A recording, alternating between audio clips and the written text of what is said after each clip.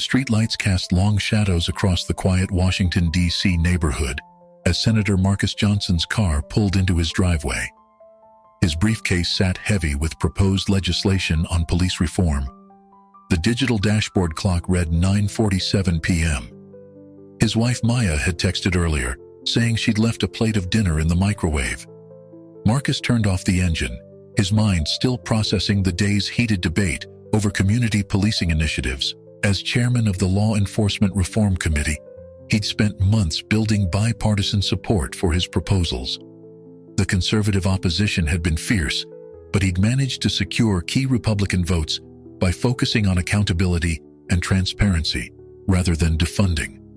As he stepped out of his car, red and blue lights suddenly flooded his driveway. 2 police cruisers had pulled up, blocking his vehicle. Marcus raised his hands instinctively, a gesture learned from conversations with countless Black parents who taught their children this survival ritual. "Show us your hands," an officer shouted, despite Marcus's arms already being raised. "Step away from the vehicle." "Officers, I'm Senator Marcus Johnson. This is my home." His voice remained steady, professional, the same tone he used in congressional hearings. "My ID is in my jacket pocket. I'm going to reach for it very slowly." "Don't move!" The second officer advanced, taser drawn. Marcus could barely make out their faces in the glare of their flashlights. Officer Wilson and Officer Rodriguez, according to their name tags. "I'm reaching very slowly," Marcus began, his right hand moving with deliberate care toward his pocket. The motion triggered an immediate response. "He's not complying," Officer Wilson shouted. The crack of the taser split the night air. Marcus felt the barbs pierce his chest through his suit jacket. Electricity coursed through his body, every muscle seizing at once. His knees buckled.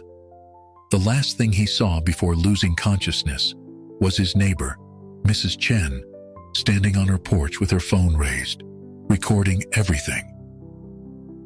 Mrs. Chen's video would later show Marcus lying motionless on his own driveway for 3 minutes before the officers approached to check his pulse. It captured their recognition of their mistake as they found his Senate ID, their panicked radio calls for medical assistance. Most importantly, it recorded Mrs. Chen's voice, shaking with anger. "I'm recording everything. That's Senator Johnson. What have you done?" Within hours, the footage began circulating on social media, first on local DC forums, then spreading to national platforms.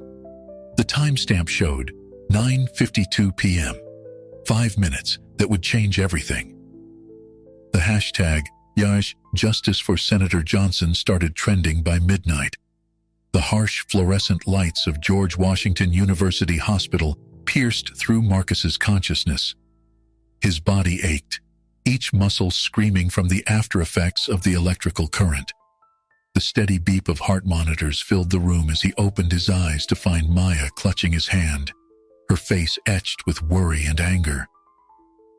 "Marcus," she whispered, leaning forward. "Don't try to move too much. The doctors say the taser impact was significant." Her voice carried the strain of someone who'd been awake for far too long. Dr. Sarah Martinez stood at the foot of his bed, reviewing charts on her tablet. "Senator Johnson, you're experiencing post-electrical trauma. We've monitored your cardiac rhythm throughout the night, and while stable, we want to keep you under observation for at least 24 hours. Marcus attempted to sit up, wincing at the pain where the barbs had pierced his chest. The television in the corner of the room caught his attention. It was playing the video of his attack on mute. CNN's ticker tape scrolled beneath. Senator Marcus Johnson tased by police outside his home. Protests erupt in D.C. "How long was I out?" Marcus asked, his throat dry. "About 6 hours, Maya responded, reaching for a cup of water. "It's almost 4 a.m. The media's been camped outside since midnight. Your phone hasn't stopped ringing. Calls from the Congressional Black Caucus, civil rights leaders, even the president." As if on cue, Marcus's chief of staff, Anthony, entered the room clutching 2 phones. "Sir, "I'm sorry to disturb you, but we need to address this. Social media is exploding. There are already protesters gathering at police headquarters, and more are headed to the Capitol." Marcus closed his eyes, feeling the weight of responsibility settling onto his shoulders. This wasn't just about him anymore. His personal trauma was becoming a symbol, a rallying cry for change. The very reforms he'd been fighting for in Congress had literally struck him down on his own driveway. Maya squeezed his hand. "We need to make a statement, but it can wait until you're stronger." Her protective instinct battled with her understanding of the moment's importance. "No," Marcus said, his voice growing firmer. "Get me my laptop. If I can't be out there, I can at least make my voice heard. The people need to know I'm alive and fighting." As Anthony set up the laptop, Maya helped Marcus adjust his position. The pain medication was wearing off, making every movement a reminder of last night's violence. On the TV, the muted footage played again. His body convulsing, falling to the ground, officers panicking as they realized their mistake. "The department issued a statement," Anthony said, his tone bitter. "They're calling it an unfortunate misunderstanding and claiming the officers followed standard protocol." Marcus's fingers hovered over the keyboard. Years of crafting legislation, building coalitions, and fighting for incremental change had led to this moment. Now, lying in a hospital bed, he had become both victim and advocate, his personal pain transforming into a powerful testimony against systemic racism. Officer Jake Sullivan sat in his patrol car outside the precinct, watching the growing crowd of protesters on his lunch break. Their signs bore Marcus Johnson's face and slogans demanding justice. His half-eaten sandwich lay forgotten on the passenger seat as he replayed last night's events in his mind.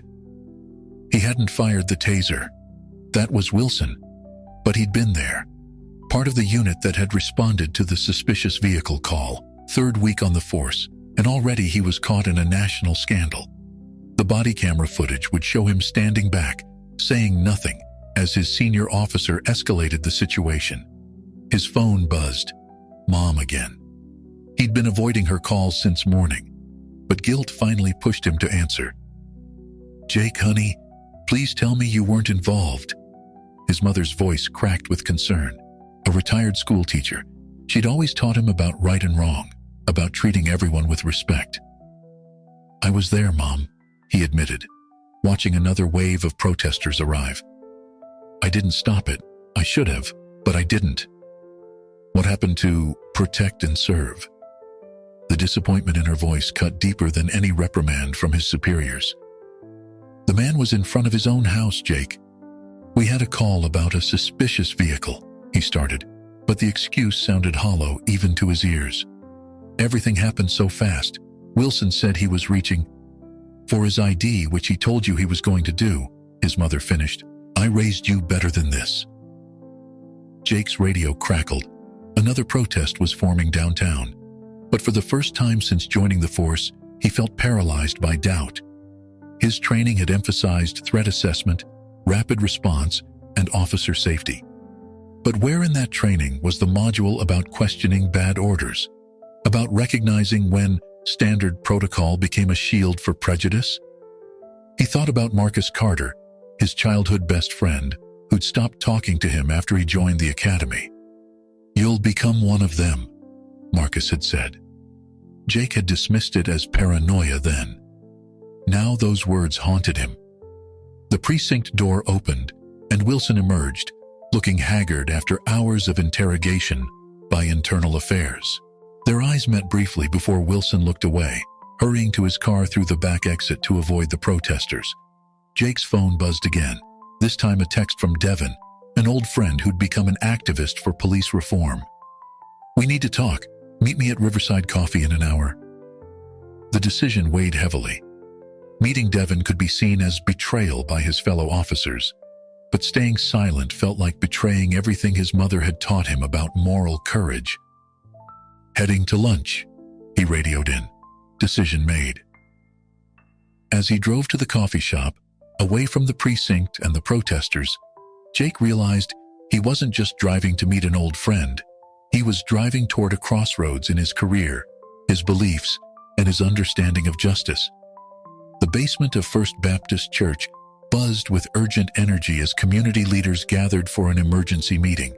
Aisha Williams, a 24-year-old graduate student in political science, stood at the podium, her voice carrying over the murmurs of the packed room.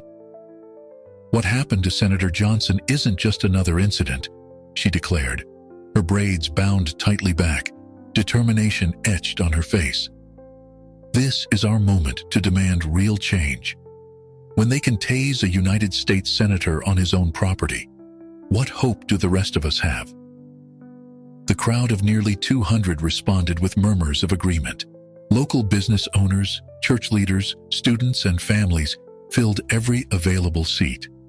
Signs leaned against walls, ready for tomorrow's planned protest. "Justice for Marcus. Stop police violence. Black Lives Matter." Maya Johnson sat in the front row, exhausted but alert. She'd left Marcus at the hospital to attend this meeting, knowing the importance of community organization in these crucial first days. Her laptop displayed a live feed of growing protests across the city. "We need to be strategic," Reverend James Thompson added, rising from his seat. The veteran civil rights activist commanded immediate attention. "The media's watching. The nation's watching. We can't let this become just another news cycle. We need concrete demands." Aisha nodded, pulling up a PowerPoint presentation. "I've drafted a preliminary list. Mandatory de-escalation training, independent oversight committees, body camera reform, and clear consequences for racial profiling. But we need more than demands. We need sustained pressure." The meeting organized itself into working groups, social media coordinators set up in one corner, legal observers in another.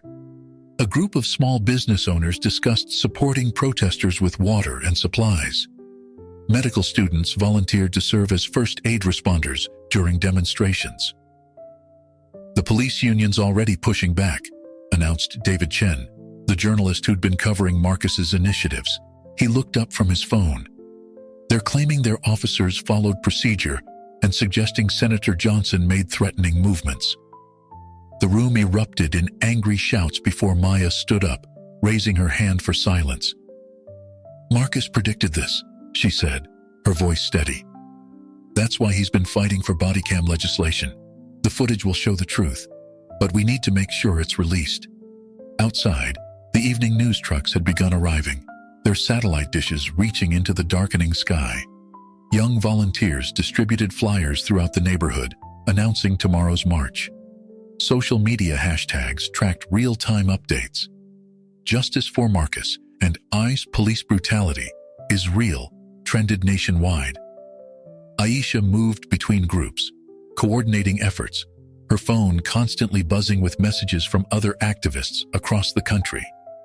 This wasn't just about one incident anymore. It was about transforming momentum into movement, anger into action.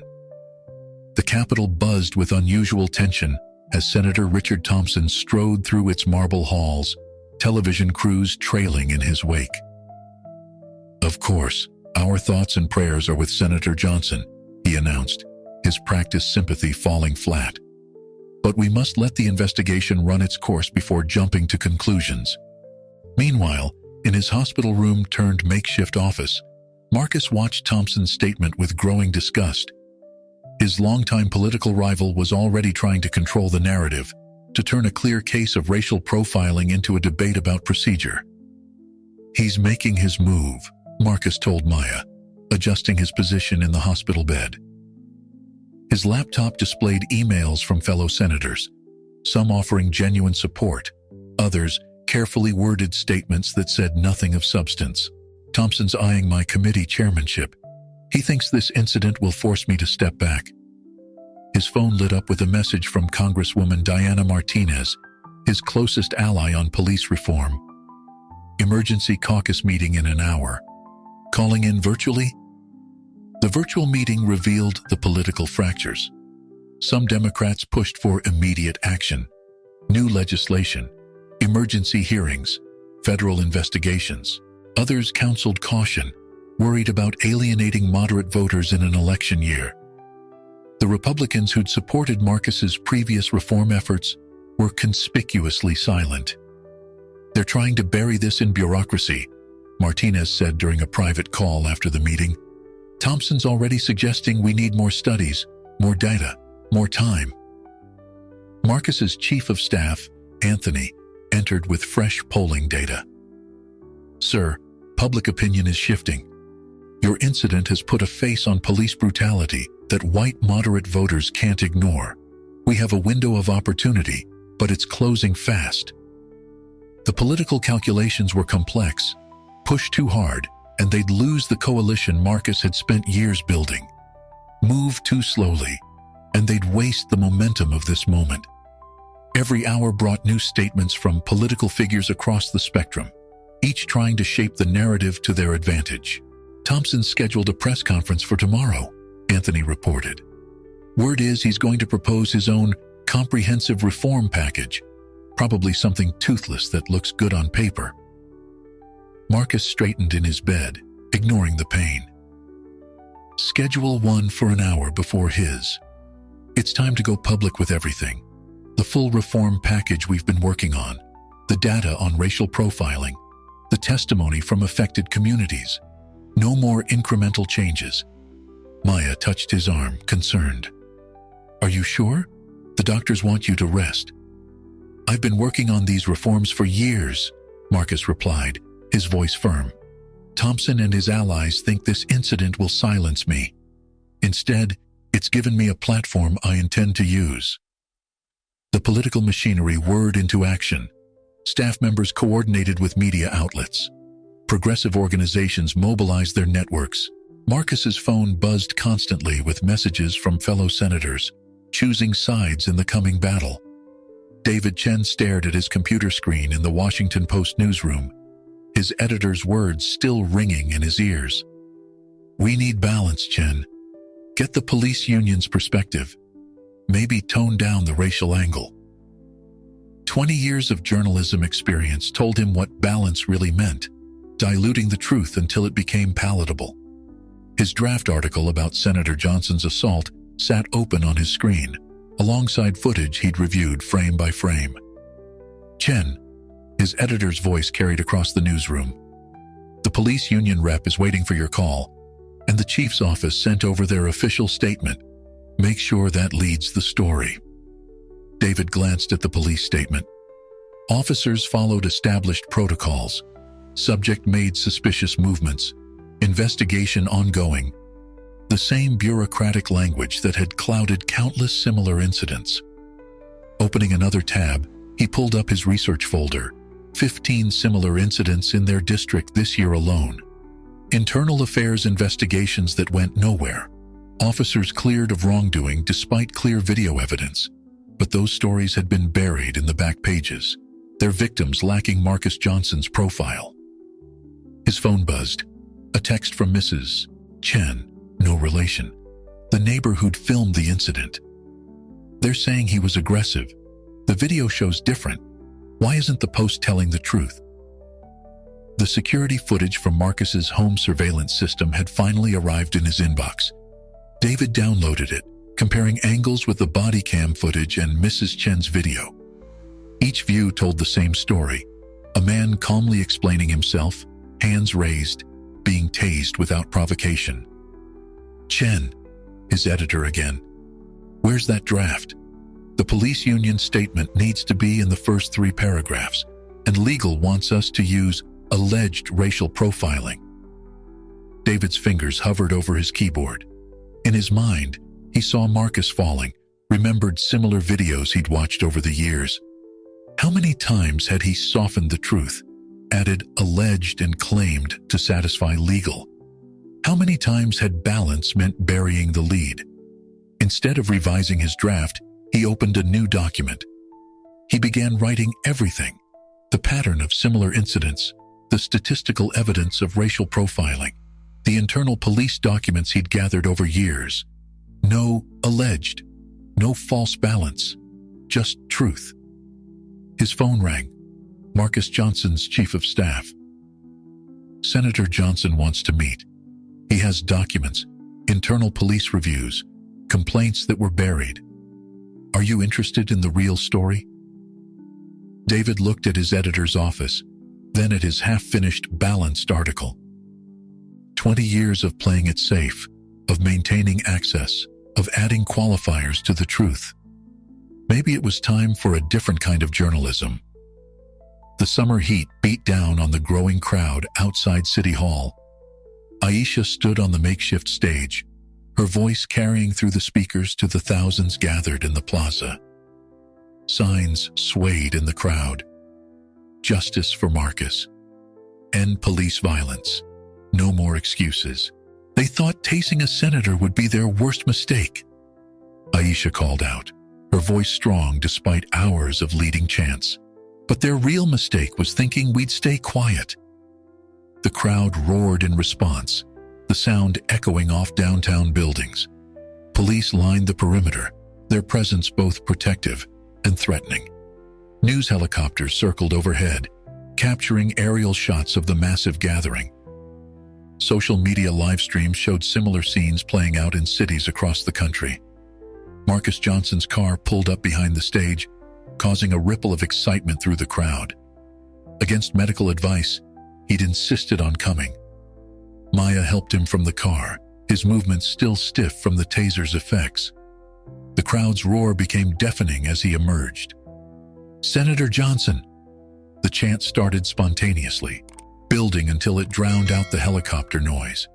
Marcus made his way slowly to the stage, each step deliberate, his face showing both pain and determination. "Let me tell you what it feels like," he began, gripping the podium. "To be seen as a threat in front of your own home, to have your dignity stripped away in seconds, to know that without that video, this would be just another buried incident." The crowd fell silent, hanging on his words. Even the police officers shifted uncomfortably, unable to avoid the power of his testimony. "But this isn't about me," Marcus continued, his voice gaining strength.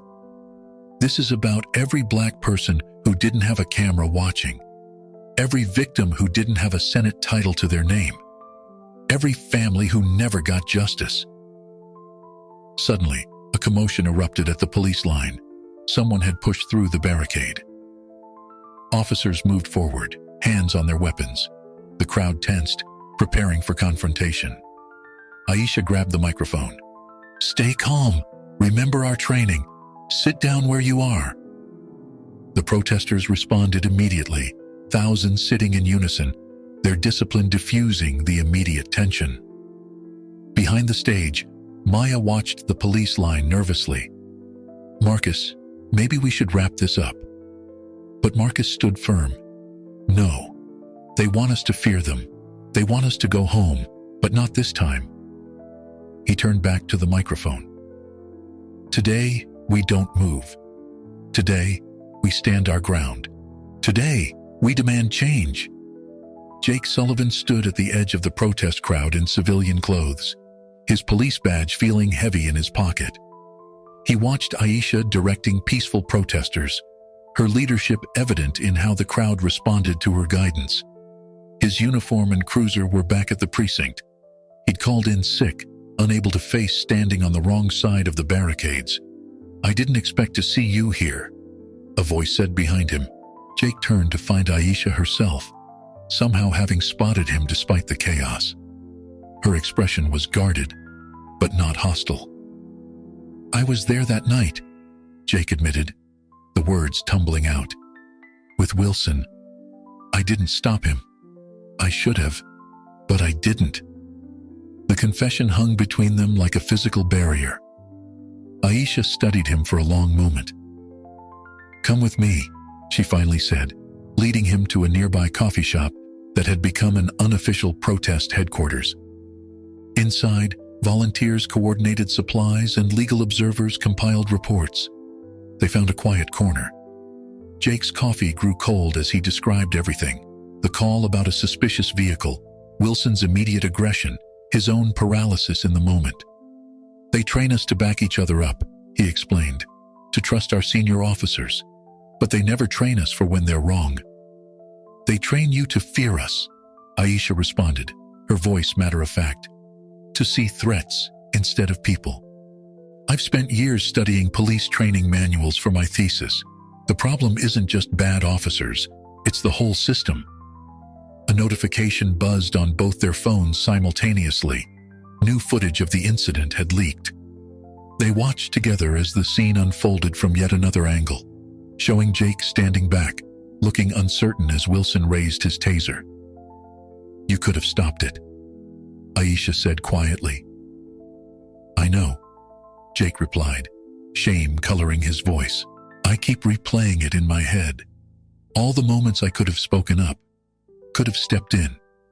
The coffee shop door opened and several protesters entered. They recognized Jake from the footage, their expressions turning hostile. Aisha raised her hand, silencing their angry murmurs. He's here to talk, she said firmly. Actually talk. Isn't that what we've been demanding? For police to listen and learn? The tension remained, but the protesters backed off. Jake realized he was witnessing the same leadership that had kept the main protest peaceful despite provocations. I want to help, he said, turning back to Aisha. I don't know how, but I need to do something. Make this right somehow. The federal courthouse stood imposing against the morning sky, surrounded by protesters and press. Inside, the air conditioning hummed as Marcus Johnson took the witness stand, his posture straight, despite lingering pain. The gallery was packed. Community members, politicians, and journalists filled every seat. Officer Wilson sat at the defense table, his police union lawyer projecting confidence.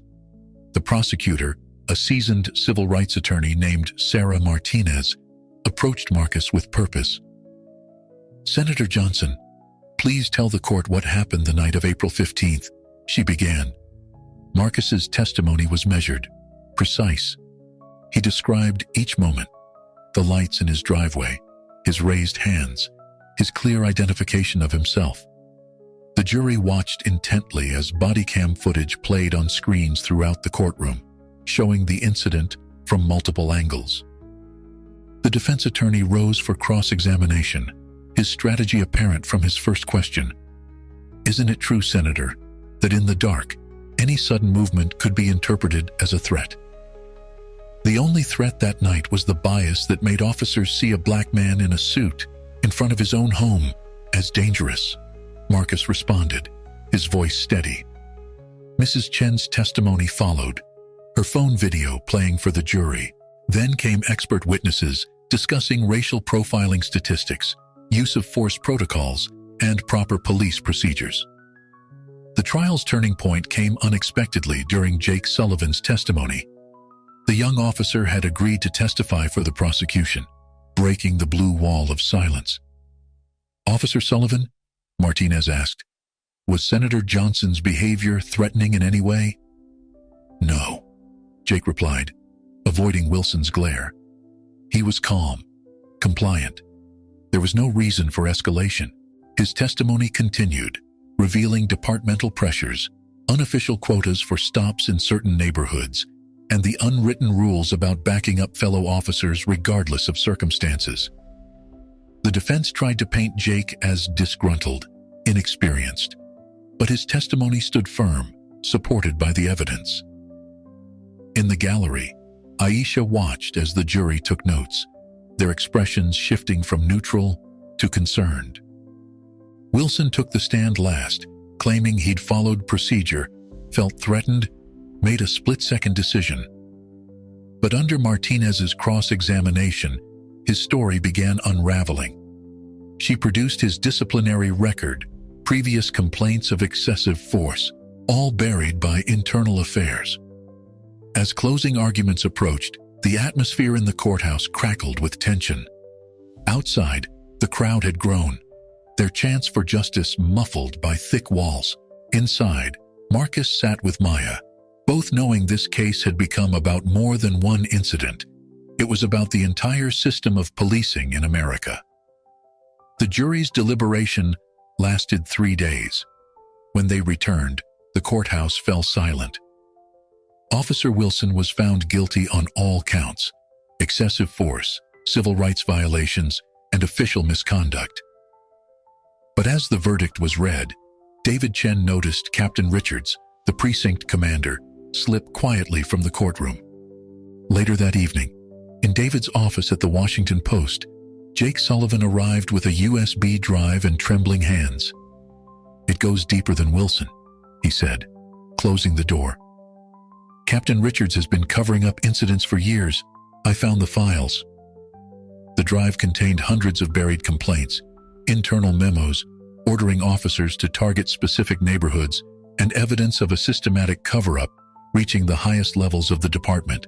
Most disturbing were the quotas, unofficial directives pushing officers to make stops in predominantly black neighborhoods. Marcus, still celebrating the verdict in his office, received an urgent call from David. Within hours, he, David, Jake, and Aisha gathered in a secure conference room. The evidence sprawled across the table, years of institutional racism documented in emails, reports, and buried body camera footage. "Richards is planning to resign quietly," Jake explained. "They'll let Wilson take the fall, claim it was one bad officer, and nothing changes." Marcus leaned forward, his victory suddenly feeling hollow. "How high does this go?" "Police Commissioner Barnes," David replied, spreading out more documents. "He's been orchestrating these cover-ups for a decade. Wilson was just following a playbook written by command." As they talked, Aisha received alerts on her phone. Captain Richards was holding a press conference, painting Wilson as a rogue officer who betrayed department values. The narrative was already being shaped, but this time, they were ready. While Richards spoke to cameras, Marcus walked into the U.S. Attorney's office with boxes of evidence. David's exposé went live on the Post's website. Aisha's network of activists began sharing the documents across social media. Commissioner Barnes arrived at work the next morning to find federal agents in his office. The evidence was irrefutable. Years of systematic discrimination, covered up by the highest levels of law enforcement. The real victory came 2 months later. Marcus, fully recovered, stood at a podium signing comprehensive police reform legislation. Jake, who had resigned from the force, now worked with a police accountability task force. Aisha led community oversight committees ensuring the reforms were implemented.